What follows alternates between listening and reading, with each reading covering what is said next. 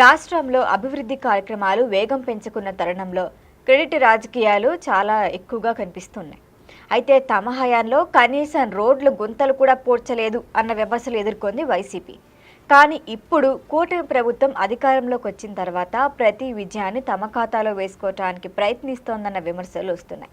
తాజాగా నక్కపల్లి వద్ద ఆర్సెల్ఆర్ metal steel ప్లాంట్కి భూమి పూజ, విశాఖలో ఇన్ఆర్బిట్ మాల్ స్టార్ట్ చేయటం, అనంతపురంలో ఆర్టీడీ సేవల పునరుద్ధరణ, ఇవన్నీ పరిణామాలు కూడా రాష్ట్ర రాజకీయాల్లో అందరూ గమనిస్తున్నారు.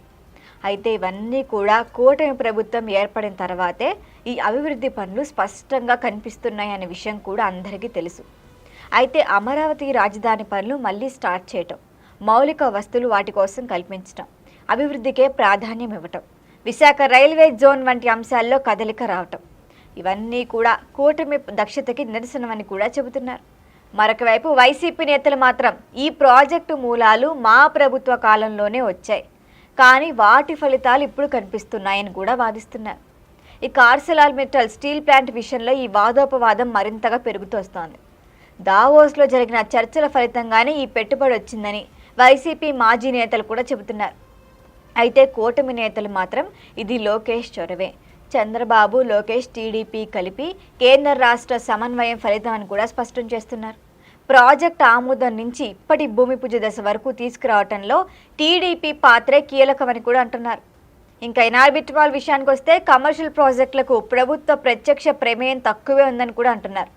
అయినప్పటికీ మేమే అనుమతులు ఇచ్చాం, మేమున్నప్పుడే అక్కడ పునాది జరిగింది అంటూ వైసీపీ ఫేక్ ప్రచారం చేయటమే రాజకీయ విమర్శలకు దారితీస్తోంది. బల్క్ డ్రగ్స్ పార్క్ విషయంలోనూ ఇదే తరహా వాదనలు వస్తున్నాయి. ప్రాజెక్టును తమ ప్రభుత్వం తెచ్చిందని వైసీపీ అంటోంది. అసలు అమలులోకి తీసుకురావడంలో తామే కృషి చేస్తున్నామని కూటమి వాదిస్తోంది. అయితే జగన్ హయాంలో అందరికీ తెలిసిందే బటన్ పాలిటిక్స్. ఈయన ఎప్పుడు చూసినా అక్కడ తాడేపల్లి ప్యాలెస్లో కూర్చొని బటన్ నొక్కితే సంక్షేమ పథకాలన్నీ అందరికీ వచ్చేవి. మరి వాటికే ఆయన ప్రాధాన్యం ఇచ్చారు.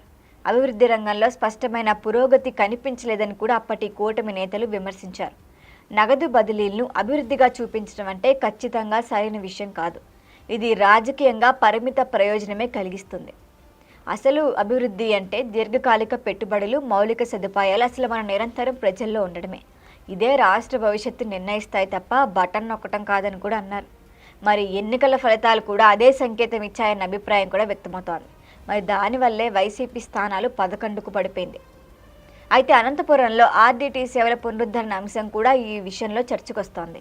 సేవా సంస్థలకు అనుమతులు, విదేశీ నిధుల రెన్యూవల్ విషయంలో గతంలో ఇబ్బందులు ఎదురయ్యాయని ఆరోపణలు వచ్చాయి. అయితే కూటమి ప్రభుత్వం సమన్వయంతో చేసి సమస్యల్ని కూడా పరిష్కరించిందని అందరూ చెప్తున్నారు. కానీ వైసీపీ మాత్రం సెల్ఫ్ డబ్బాలాగా కృషి మా ఫలితమే అని కూడా అంటోంది. మొత్తానికి రాష్ట్రంలో అభివృద్ధి ప్రాజెక్టులు ముందుకు సాగుతున్నాయనేది స్పష్టమైన విషయం. కానీ వాటి క్రెడిట్పై కూడా రాజకీయ పోరు కొనసాగుతోంది. ఒక ప్రభుత్వం ప్రారంభించిన పనిని మరొక ప్రభుత్వం పూర్తి చేయటం సాధ్యమే. అయితే ప్రజలు చూస్తోంది మాత్రం వాగ్దానాల కంటే ఫలితాలనే. మరి ఈ నేపథ్యంలో ఎవరు ముందుగా స్టార్ట్ చేశారన్నది విషయం కాదు, ఎవరు దాన్ని గాడిలో పెట్టారు. మరి అదే స్పష్టమైన మార్పు కనిపిస్తోందన్నదే భవిష్యత్తు రాజకీయాలకు కీలకం కాబోతోంది.